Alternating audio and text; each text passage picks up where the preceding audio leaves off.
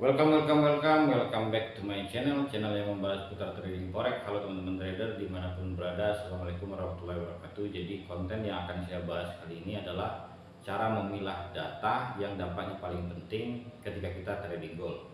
Jadi ketika kita berbicara data itu kan ada banyak sekali. Nah, masing-masing data itu pengaruhnya tidak sama ya. Ada pengaruhnya yang sangat besar, ada pengaruhnya itu hanya untuk menegaskan kalau memang ekonomi itu terjadi pertumbuhan atau tidak. Jadi di awal ketika saya terjun di dunia trading ya, di dalam melihat data itu biasanya bentuknya bintang seperti ini. Jadi dulu biasanya saya menggunakan Forex Factory, sementara sekarang saya lebih banyak menggunakan investing.com. Jadi di Forex Factory itu kan ada 3 jenis bintang. Jadi kalau bintang 1 ini yang kita sebut dengan low impact ya. Bintang 2 itu adalah medium, sementara bintang 3 itu high impact. Ini sebenarnya sudah benar ya, tapi bintang 3 itu dampaknya ada yang besar ya, ada yang hanya menegaskan tentang data sebelumnya. Jadi ketika kita berbicara data ya, data itu sebenarnya menginformasikan apakah ekonomi itu terjadi pertumbuhan atau tidak.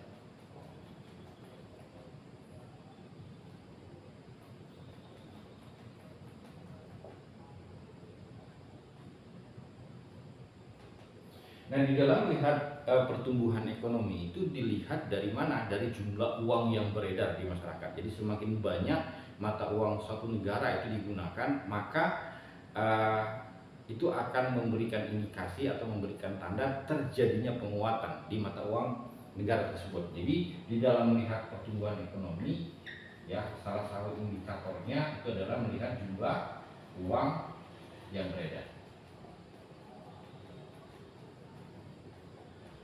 Nah, untuk memperjelas bintang 3 ya, nanti teman-teman bisa lihat ya, mana data yang benar-benar memberikan kejelasan atau data yang hanya sekedar memberikan konfirmasi.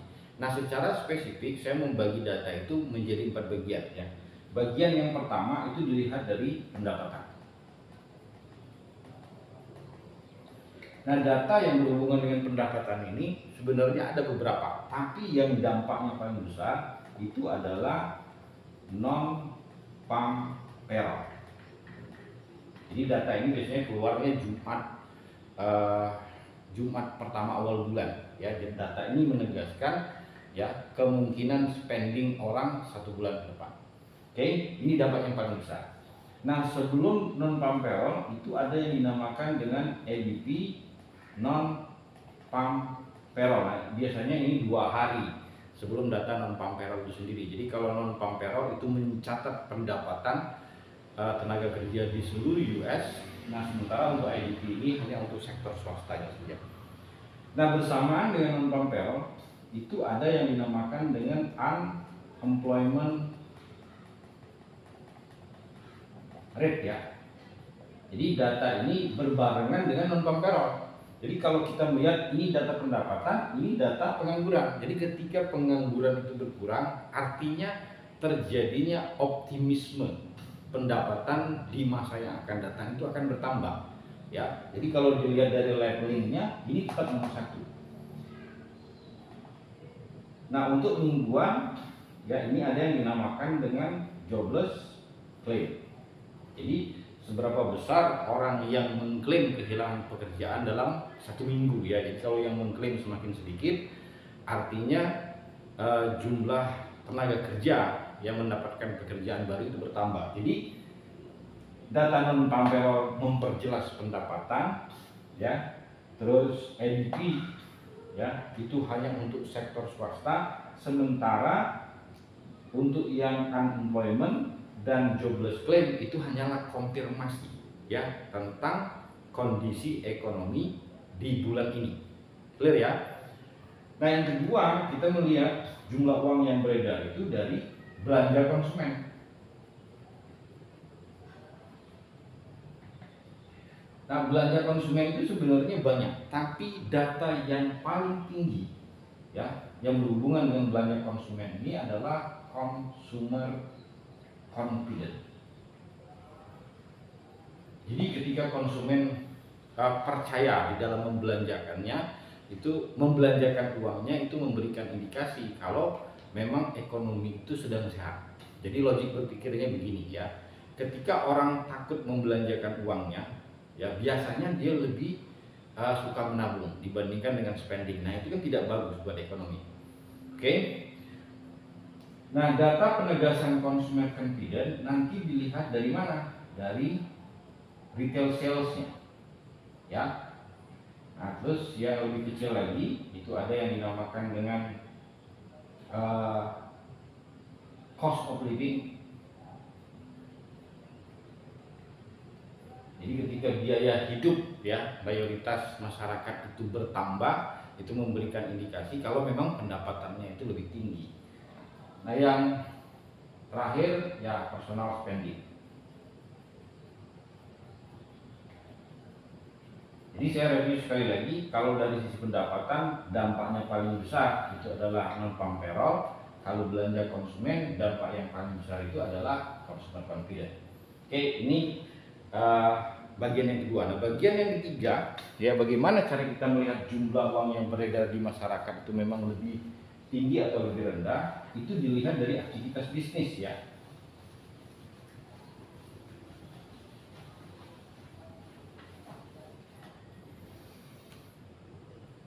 Jadi aktivitas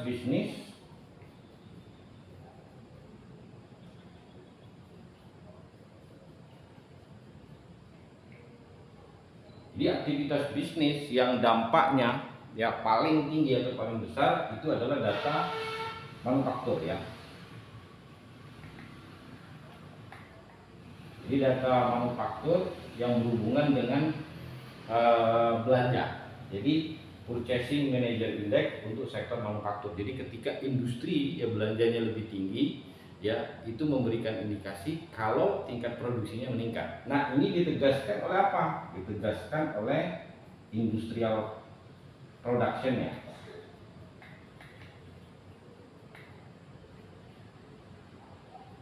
Terus penegasan selanjutnya itu dilihat dari oil inventoriesnya. Jadi ketika cadangan minyak berkurang ya itu dipersepsi kalau tingkat produksi itu memang tinggi.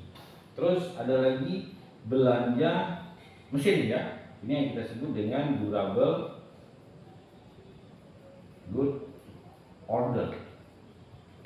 Jadi ketika ya dari sektor bisnis banyak orang yang belanja barang-barang yang tahan lama yang diidentikan dengan mesin ya, bisa saja kendaraan, bisa mesin pabrik, mesin pertanian, itu memberikan indikasi kalau sektor industri memang terjadi pertumbuhan. Jadi ketika pendapatan meningkat, belanja konsumen tinggi, nah itu diasosiasikan kalau aktivitas bisnis juga meningkat.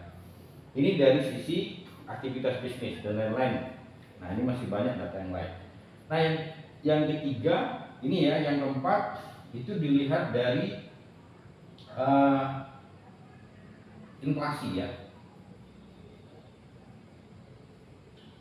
Jadi data inflasi itu memberikan indikasi kalau ekonomi itu terjadi growth atau tidak. Nah berbicara tentang inflasi, sebenarnya inflasi itu kalau di level wajar ya, di level ringan itu sebenarnya sehat. Tapi kalau sudah terlalu tinggi dia tidak terlalu sehat. Nah di level inflasi ya, datanya ini yang paling tinggi dampaknya itu adalah consumer price index ya.